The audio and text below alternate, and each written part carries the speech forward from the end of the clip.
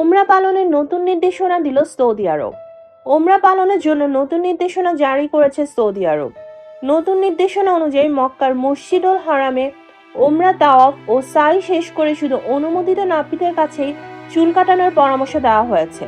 Saudi আরবের হজ মন্ত্রণালয়ের ওই নির্দেশনায় বলা হয়, অনুমোদিত নাপিতের কাছে চুল কাটালে ওমরাকারীদের স্বাস্থ্য ও পরিবেশ সুরক্ষিত থাকবে।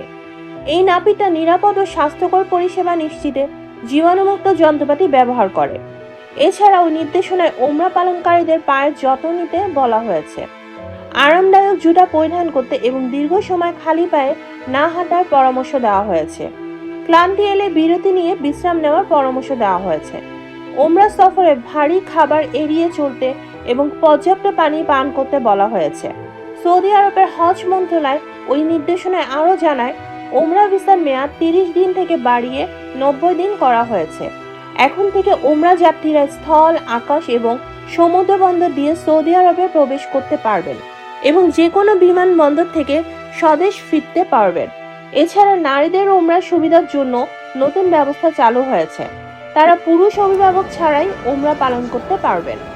মক্কায় পৌঁছার সামর্থ্য যার আছে তার জন্য জীবনে একবার ওমরা করা সুন্নতে মুআক্কাদা এবং সামর্থ্য অনুযায়ী অধিক ওমরা করা মুস্তাহাব ও অত্যন্ত ফজিলতপূর্ণ আমল।